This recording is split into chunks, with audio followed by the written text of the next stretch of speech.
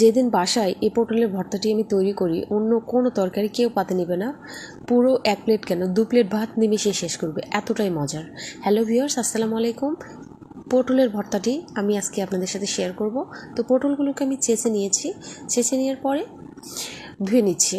ধুয়ে নেওয়ার পরে কেটে নিয়েছি। আর পাতিলে গরম পানি দিয়েছি, পানির মধ্যে কাটা পটলটা দিয়ে নিলাম, সঙ্গে একটুখানি লবণ দিলাম, ঢাকা দিয়ে দিলাম এটাকে ভাপানোর জন্য। যখন ভাপানো মোটামুটি কমপ্লিট হয়ে যাবে,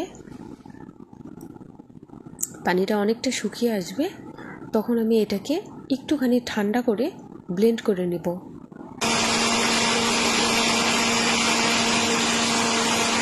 ব্লেন্ড করা হয়ে গেলে আমি একটা প্যানে সরিষার তেল দেব।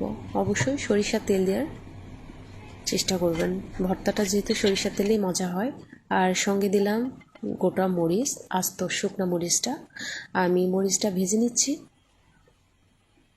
ভেজে নেওয়ার পরে আমি কয়েকটা তুলে নিচ্ছি, এটা পরে দিয়ে দেবো আবার। আর সঙ্গে দিলাম কালো জিরা, রসুন আর পেঁয়াজ। পেঁয়াজের পরিমাণটা অবশ্যই বেশি দিতে হবে যেহেতু ভর্তা। আর পেঁয়াজটাকে ভালোভাবে লাল লাল করার চেষ্টা করবেন, কারণ যখন একটা গোল্ডেন কালার চলে আসে। আর সঙ্গে দিলাম হচ্ছে 2টা কাঁচামরিচ, যা বলছিলাম।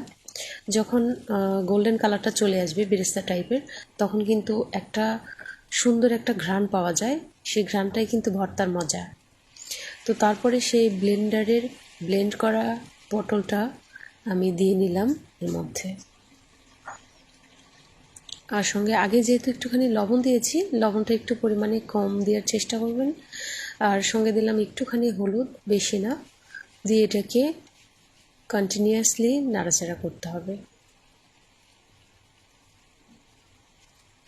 নাড়াচাড়া মোটামুটি পানিটা যখন শুকিয়ে আসবে, তখন সেই যে আমি মরিচটা তুলে রেখেছিলাম, ভাজা মরিচটা, সে ভাজা মরিচটা আমি গুঁড়ো করে নিয়ে এই পটলের ভর্তার মধ্যে দিলাম। আর দিলাম কাঁচা সরিষার তেল আবারও একটু।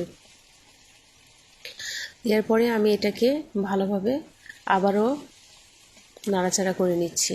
নাড়াচাড়া করতে করতে যখন পানিটা একদম শুকিয়ে যাবে, বোঝা যাবে এটার উপরে ডিপেন্ড করবে ভর্তার স্বাদটা। যত বেশি পানি শুকনো করতে পারবেন, ততটাই মজা হবে। তো আমার পটলের ভর্তা মোটামুটি কমপ্লিট হয়ে এসেছে। আমি এটাকে এখন ডেকোরেশন করে আপনাদেরকে দেখাবো। একটাতে বাটিতে তুলে নিয়েছি, যে দেখতেই পাচ্ছেন কতটা মজার আর লোভনীয় হয়েছে। সবাই ভালো থাকবেন, সবার শুভকামনায় বিদায় নিচ্ছি। আল্লাহ হাফিজ।